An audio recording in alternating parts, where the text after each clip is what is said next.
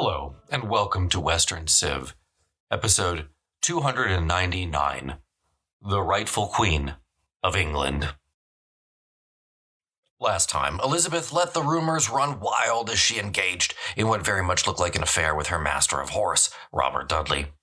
Elizabeth genuinely loved Dudley, though whether she ever actually considered taking him as a husband remains a source of major conjecture.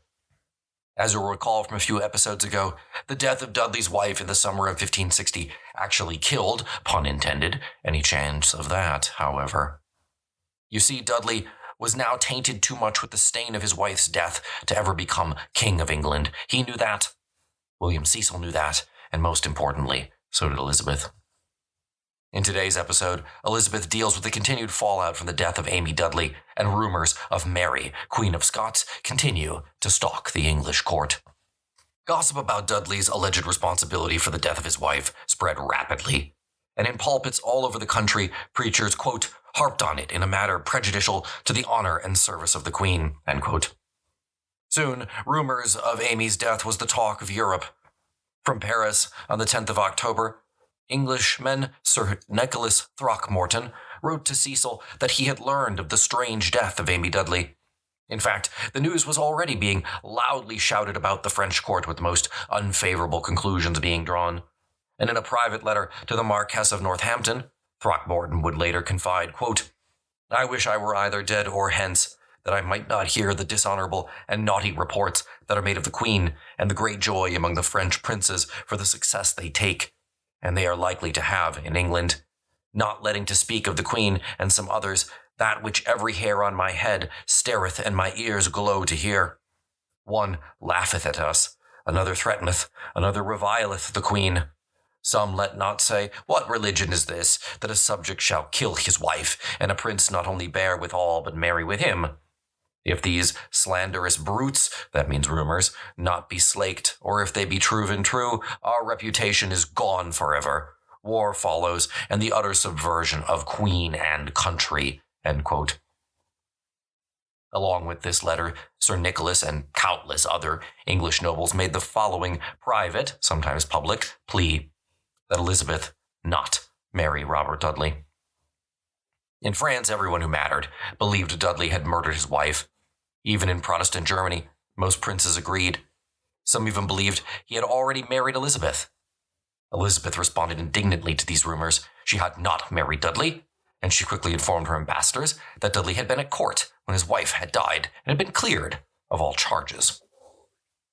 Legally, I suppose that was true. What Elizabeth is forgetting here is about the court of public opinion, which remained decidedly against her favorite. These rumors would persist throughout the rest of Dudley's life, and would resurface whenever his enemies needed, or wanted, a way to discredit him. In 1575, Sir Walter Scott even wrote a novel about the whole affair. Heck, as recently as the 19th century, a priest was summoned to the former Dudley residency to exorcise Amy's ghost. But as I've said time and time again, there is no hard evidence linking Dudley or the Queen to the death of Amy Dudley. Until we find some, assuming it even exists, it's just as likely the poor woman was ill, fell, and died of natural causes, albeit with impeccable timing. In the middle of October, the court came out of mourning, and the question as to whether Elizabeth might marry Dudley resurfaced. But never, it seemed, in her mind. Elizabeth knew the moment she wed, she would lose her most important bargaining chip. As long as she was available, the powers of continental Europe would court her. But as soon as she wasn't available, England might be isolated, especially if she married an Englishman. No, Elizabeth would not marry. I think she knew that even then, though everyone else would prove a rather slow study. On a personal level, Elizabeth's feelings for Dudley's had emerged unscathed from the scandal. When he returned to court, it was as if nothing had changed between them. And far from feeling defeated by the rumors and gossip, Dudley was as self-confident and proud as ever. The inquest had officially cleared his name, and now he was a free man. He saw nothing at all improper in his courtship of the Queen. His behavior gave rise to persistent reports that they would marry, which went side by side with speculation of a foreign marriage for Her Majesty. But that makes sense, I'm not sure. It doesn't matter because Elizabeth loved being at the center of all these intrigues and was, as usual, non-committal and evasive on both issues. Cecil, growing daily more confident, believed that there was little cause for concern. He was aware of how much Elizabeth had struggled with her emotions during the past 2 weeks, but he knew her political judgment remained as acute as ever, and that she would not renounce Dudley's company. It was unlikely that she would marry him. Knowing that any implied criticism of Dudley would be unwelcome, Cecil had refrained from burdening her too much with advice, but he gave her time within which to reflect on all the choices. According to Cecil, on October 15th, the Queen informed him she would not marry Dudley. She followed this up with a rather splashy rejection of his pretensions. You see, Dudley had been badgering the Queen for some time to raise him to the peerage to the House of Lords. And she seemed to agree, but when the moment came to produce the document that would do it, Elizabeth held it aloft, and in front of her courtiers, she cut it in half, saying she would not have another traitor in the house. This was likely all staged from the beginning, though it cut Dudley deeply. But Elizabeth was keen to public opinion and had evidently realized she needed to distance herself from the pretentious and now unpopular Dudley. Never again, when it came to this game of courtship, would Elizabeth allow her private feelings to undermine her good senses. She realized in good time that if she abrogated her moral authority as queen, she would lose all respect, legitimacy, and maybe even the throne itself. And so the crisis passed, and before November was out, there was a noticeable decline in the gossip around the court. Dudley remained at the Queen's side, consort in all but name, but Elizabeth was firmly in control now. She had his constant presence, his loyalty, and the stimulation of his company. And I think it's tempting for us today to conclude that maybe she never wanted more than that. But Dudley aside, the fact that Elizabeth had not married meant that the issue of succession remained. Under the term of Henry VIII's will, which is what we've been operating under since Lady Jane Grey's 3-day abortive reign, should something happen to Elizabeth, the crown would actually revert back to the Grey family, in this case, Catherine Grey. Catherine, the most beautiful of the Grey sisters, was 20 years old. The Queen had never liked her, and had downgraded her and her sister Mary from their positions as ladies of the bedchamber, to which they had been appointed by Queen Mary, to ladies of the privy chamber. Catherine's loud protests about this had availed her of nothing. She was, in reality, an ambitious young woman, and had enlisted the support of a variety of Spanish ambassadors, who saw her as a means to restore the Catholic faith to England. Although Catherine had been brought up as a Protestant, she made a point of embracing the Catholic faith under Queen Mary, and after Elizabeth's ascension, one of these ambassadors, the Count de Ferrara, had conceived of a plan to marry her to King Philip's deranged son, Don Carlos, stage a coup, and set her on the English throne, thereby uniting England and Spain under Spanish rule. In the end, I suppose, it's not difficult to see why Elizabeth saw this young woman as such a problem. Now, the imperial ambassadors all this while begged Catherine not to marry anyone else because they were hoping to secure a dynastic match with someone on the continent. But I mean, after all, kids will be kids, am I right? And so Catherine fell in love with Edward Seymour back when she was 19 years old. And his mother, the Duchess of Suffolk, she encouraged the match. But the hitch of the whole thing was that this marriage, if there was going to be one between Edward Seymour and Catherine Grey, would require Elizabeth's assent, which she was absolutely certain not to give. That would unite Catherine's already strong claim to the throne with Seymour blood, the Seymour blood of Edward VI. Elizabeth was not about to entertain such a thing, no sir. Finally, when Catherine was linked in a potential match to the Earl of Arran, steadily losing his sanity in Scotland, enough was enough. Elizabeth realized that she could not alienate her cousin, and she brought her back into the royal household. Elizabeth then took the lead, offering several potential matches to the young Catherine just to get her out of the way. But Catherine continued in her clandestine love affair with Edward Seymour, and sometime in early December 1560, the couple wed in secret, setting the stage for a massive bombshell down the road. So as we spent last episode discussing, on December the 6th, 1560, Francis II, the nominal king of France, died as the result of an ear infection. For the moment, Catherine de' Medici was in charge, holding the regency of her 10-year-old son, Charles IX. But Francis's death also left Mary Stuart a widow, and she was only 18 years old. She was devastated by her husband's death, but there was never any question but that she should remarry.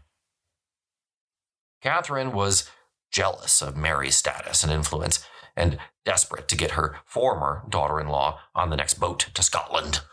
In England, Elizabeth's cousin Margaret Douglas, Countess of Lennox, had heard news of the King Francis's death and immediately conceived the idea of putting forward her son, Henry Stuart, Lord Darnley, as the likely marital match for the Scottish Queen. Without telling Elizabeth, she sent Darnley to France to press his suit, but it was soon Mary, who was in no fit to consider any future husband, said no. Moreover, Queen Elizabeth then found out about Lady Lennox's intrigues, and when Darnley returned home, she had them both placed under house arrest in London. Elizabeth was naturally concerned about the change of government in France. Francis and Mary had repeatedly refused to ratify the Treaty of Edinburgh, and had continued to use the royal arms of England. Relations between England and France had therefore become rather strained. But it soon became apparent that the new regime had neither the interest nor the resources, as we talked about at length last time, to do anything at all about England. That same December, Elizabeth's comptroller also died, and she bestowed that right post on none other than William Cecil. I bet you expected me to say Robert Dudley. Well, guess what? So did he. Dudley had desperately wanted the post, mostly for the income that it brought, and he felt much put out by the slight. It was around this time that Dudley conceived of a rather wild plan to get the Catholic monarch of Spain, Philip II, to sign off on his marriage to Elizabeth in exchange for the promise that England would become Catholic again. There's a chance, don't know it for sure, but there's a chance that Elizabeth even encouraged these thoughts. Not because she was actually going to marry Dudley, but because these intrigues might hold off any effort by Spain to get her excommunicated. For his part, the imperial ambassador was incredulous to this suggestion, mostly because Dudley had previously set himself up as the champion of the Protestant cause, and this change didn't really make sense. But with Dudley, it was all ambition first and morality second. Eventually, word of the plan made its way to Philip, who didn't trust Elizabeth and wanted it in writing that she would convert to Catholicism upon her marriage and with a guarantee of Habsburg support going forward. Now, William Cecil didn't know about any of this, and he was furious when he found out, and worked quickly to whip up as much anti-Catholic sentiment as possible at court. He need not have been worried. When Elizabeth provided Dudley with his own apartments near hers at Greenwich and restored him to favor, he forgot about the whole thing, declaring himself a patriotic Protestant Englishman once more. In my opinion, Dudley was nothing more but the early modern Alcibiades. God, do I love those old Greek references. He was a nearly professional political chameleon. But there was more to meet the eye for playing the religious zealot and patriot. Dudley hoped to proclaim himself an ideal consort for the Queen, while at the same time demonstrating that his influence could be every bit as beneficial as William Cecil's. And to a degree, he was successful, although Amy Dudley's death had by no means been forgotten. From around this time onwards, people stopped regarding Dudley as a mere favorite, and even statesmen like Cecil realized that it was in their best interests to remain on good terms with him. However, Cecil never stopped fearing that Elizabeth might change her mind and marry Dudley, and from time to time was driven to employing subtle means to sabotage Dudley's chances. Despite all the ups and downs of their relationship, Dudley never wavered. He never once seemed to have contemplated remarriage in those years after Amy's death, though that would have been the politically smart thing to do. He wanted to be the Queen's consort, and so long as he got that, he was happy. In March 1561, Lady Catherine Grey found herself pregnant. Before long, she was summoned on the Summer Progress and could not hide the reality. No one yet knew about her clandestine marriage to Edward Seymour, but they were about to. In a move of sheer desperation, Catherine sought out Dudley in the middle of the night, confessed all to him, and begged him to intercede with Elizabeth on her behalf. He would not. Dudley knew full well the implications of all this. Under Henry VIII's will, she was Elizabeth's heir, and now her firstborn child would be illegitimate. That might very well be the future king of England. The whole succession was now thrown into disarray. Elizabeth could hardly be expected to keep not only a woman as her successor who would jeopardize England's stability, but one who was clearly ruled by her passions. At least, that was what Elizabeth thought. Dudley told Elizabeth all this the next day, and Catherine was promptly imprisoned in the Tower.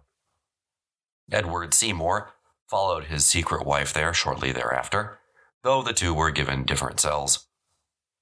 When Catherine gave birth to a son that September, Elizabeth was all the more incensed. But in the end, she determined Catherine would not die for her transgression, though technically it had been treason. Yet the incident had one important consequence. Elizabeth determined Catherine would not succeed her, and in fact, Elizabeth would not name a successor. And she never would.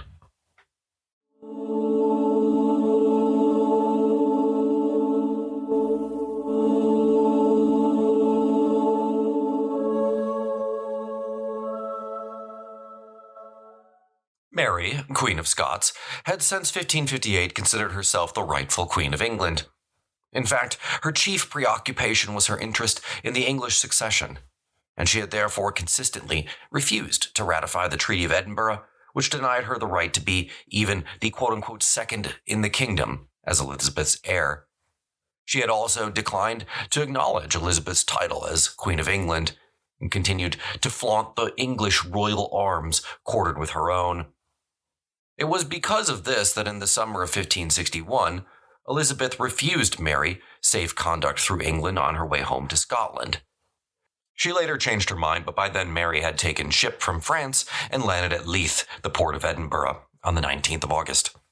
Mary's return to the kingdom she had not seen for 12 years disturbed Elizabeth in several ways.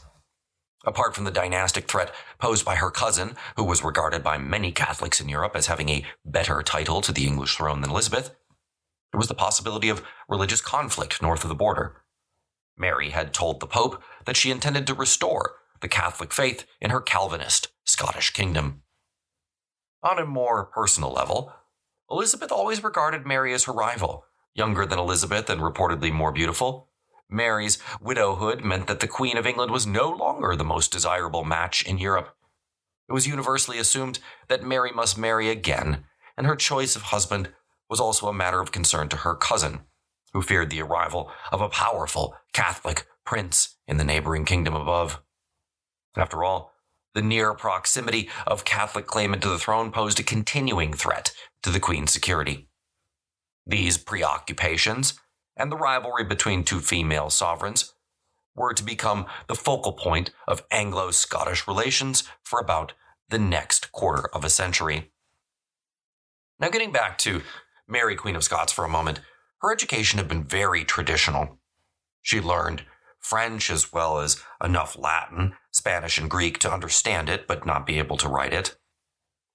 But Henry II, for all his far-reaching ideas, had not thought it necessary to teach Mary English. So, when Mary arrived home, she could barely converse with her great nobles. While at the French court, everyone agreed Mary was beautiful and engaging, everyone also agreed she lacked Elizabeth's political acumen. Mary was physically imposing. She stood over 6 feet tall. She was slim, pale, and sported frizzy chestnut hair. Mary was an indomitable woman with strongly held convictions and definitely the courage to defend them. But she really didn't have any practical experience in the art of government. She was constantly at the mercy of her emotions, and her mood swings were wild and legendary.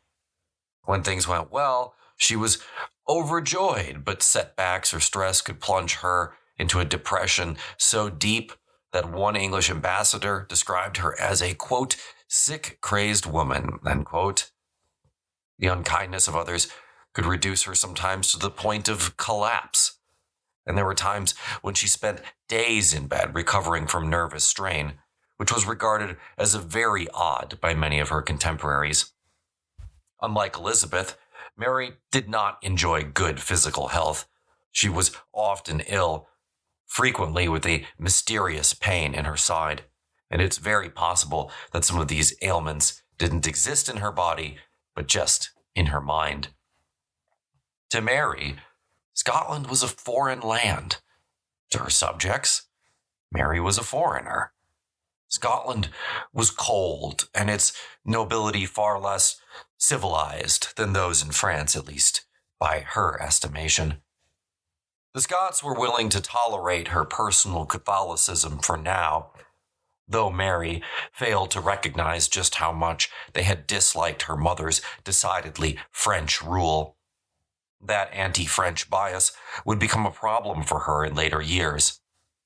But for those early years, Mary followed the advice of her older brother, James Stuart, and quickly announced a policy of religious toleration, which doubtless pleased her subjects, though it certainly angered the Pope, who expected a counter-reformation. Elizabeth's feelings toward Mary were ambivalent. On the one hand, she saw her as a dangerous rival. On the other, she had a great liking with her as another female sovereign and as her cousin. Because of this, she decided that if Mary showed herself willing to renounce her pretensions to the English throne, then she, Elizabeth, would be her friend. Although the council advised against it, she insisted that she should meet with the Scottish Queen directly, believing that face-to-face they would, between themselves, resolve the question of the succession and possible misunderstandings over the Treaty of Edinburgh.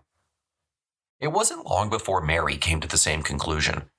She had cause to resent Elizabeth, who had done much to help establish the Protestant religion in her kingdom. But Mary also realized that friendly personal relations between herself and Elizabeth could only be advantageous. Her continued refusal to ratify the Treaty of Edinburgh stemmed partly from fear that renouncing the right to use the arms of England might prejudice her future chances of succeeding Elizabeth. The Scots advised her to come to an agreement with her cousin. In return for Mary's renunciation of her claim to the English throne, Elizabeth might be persuaded to recognize her as her heir presumptive. When this was reported to Elizabeth, she characteristically hedged, while Cecil privately shuddered at the prospect of yet another female on the throne after the decease of the present occupant. So Mary, in the end, sent William Matland to England with friendly greetings and instructions to ask Elizabeth if she would be prepared to revise the terms of the Treaty of Edinburgh. After a warm welcome, he wasted no time in asserting Mary's claim to be acknowledged as the heir presumptive to the English throne. Elizabeth did not hide her disappointment. According to those present, she said, quote, "I looked for another message from the Queen, your sovereign. I have long been fed with fair words. No, she would not meddle with the succession." She continued, quote, "When I am dead, they shall succeed that have the most right. If the Queen, your sovereign, be that person, I shall never hurt her. If another have a better right, it were not reasonable to require me to do a manifest injury." End quote. That being said, Elizabeth conceded she didn't know of anyone who had a better title than Mary, and if she could avoid a public declaration of her intentions, which might prejudice her security, since, quote, "more people worship the rising than the setting sun," end quote, she had no objection to naming Mary as her successor. Nevertheless, Henry VIII's will and act of succession, which is again still what we're operating under here, might have legally precluded her from doing so. And, of course, Elizabeth reminded the messenger that any claim that Mary made would have to be debated in Parliament. The Queen reminded him, quote, "I am sworn, when I was married to the realm, not to alter the laws of it," end quote. It would be better, she told the ambassador, that if Mary tried to at least win the love of the English by showing herself a friendly neighbor. Then, when the time came, they might be better disposed to accept her as the rightful leader of the kingdom. Mary wasn't overjoyed with this response, but it was reasonable and it opened the way for cordial relations between the two female sovereigns. By December, Elizabeth was writing directly to Mary, asking if she would be willing to meet face to face. Elizabeth had political reasons for this, and, i.e., she still wanted Mary to drop her claim to the English throne. But she also wanted to see Mary for herself, to see if she was as beautiful as first reported. Elizabeth was quite vain about her appearance, and when a German diplomat told her Elizabeth was quite lovely, Elizabeth responded that, quote, she herself was superior to the Queen of Scotland. Meanwhile, affairs in England proceeded apace.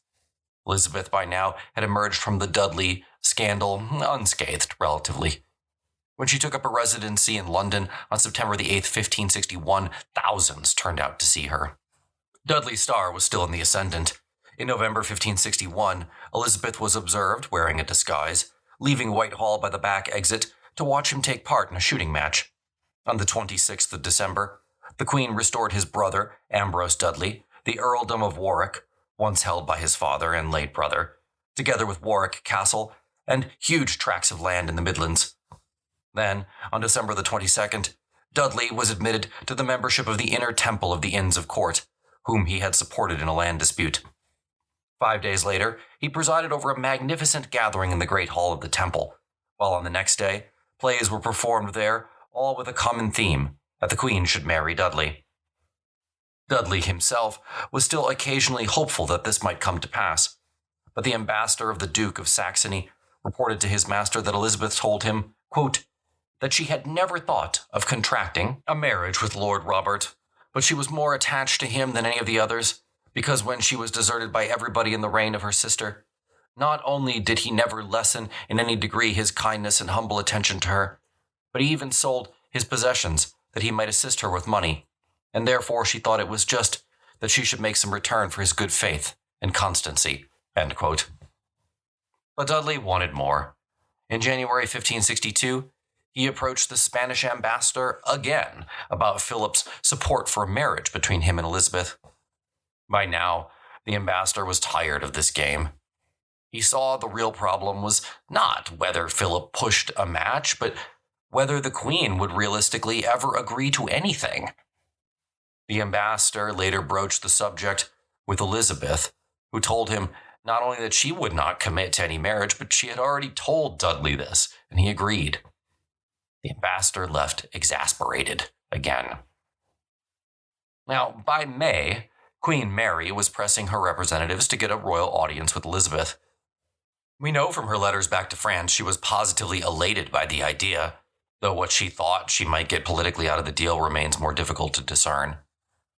Unfortunately for Mary, as we're going to find out next week, the crisis between the French Protestants, the Huguenots, and the Catholics was reaching a fever pitch. Dudley consequently warned Elizabeth against contact with the family relation of the Guise family, which of course Mary was a part of. Dudley and Elizabeth hoped an alliance with the Huguenots might allow the English to recapture Calais. Elizabeth, however, didn't care at all about the political implications this time. She wanted to meet Mary and told her officials to start drawing up the plans. The plan was for the two sovereigns to meet between August the 20th and September the 20th at York or some other northern border town. But then events in France intervened. The Civil War boiled over, and now Elizabeth did not feel that she could desert her Protestant brethren. Moreover, Mary was actively supporting her Guise relatives in their efforts to eradicate the Huguenots. Elizabeth sent a messenger that the meeting would have to be postponed a year. Mary was extremely disappointed. Elizabeth, less so. Elizabeth then continued to try to use any powers of persuasion that she had to influence Queen Mary to take a husband, ideally a less dangerous husband, one preferably of Elizabeth's own choosing. She even suggested to the Scottish ambassador, Maitland, that Mary might marry a member of the English aristocracy. But he had dismissed the idea, saying that his sovereign would never consider any match that might diminish her reputation. In fact, Mary, as we'll talk more about next week, had set her sights on Don Carlos, Philip II's heir, whom she had heard described at the French court as a brave and gallant prince, but as we know, who was in reality a sadistic degenerate. She was not interested in Charles IX, he was too young, nor in Archduke Charles of Austria, he was too poor. Elizabeth, of course, did not want to see Mary get married to the heir of Catholic Spain, and warned Mary that if she went ahead with it, she, Elizabeth, would ever afterwards be her enemy. She wrote, in fact, to Mary, quote, "Consider well your steps. If Mary choose a husband agreeable to the English, Elizabeth, I shall see you as a good friend for life," end quote. 2 months later, Elizabeth signed a treaty pledging her assistance to the Huguenots. Talk about that next week. It's called the Treaty of Richmond, who in return placed their port of New Haven, later renamed Le Havre, in English hands as a surety for future restoration of Calais, which they hoped to get back from France. Elizabeth's patriotic sentiments had been fired by the prospect of recovering Calais, and in October 1562, she gave orders for the mustering of a force of 6,000 men, whose commander was to be Ambrose Dudley, Earl of Warwick. They were to sail to New Haven and reinforce the Huguenot armies in the region. But next time, we're going to head back to France and make all this make a lot more sense, because we're going to see how Catherine de' Medici, the Guise family, and everyone else was dealing with the maelstrom of an unfolding religious civil war. If you've enjoyed the episode, feel free to check out the links in the show notes. Have links there to the website as well as to a Patreon free trial. If you'd like to support the show, you can check it out for a 7-day free trial.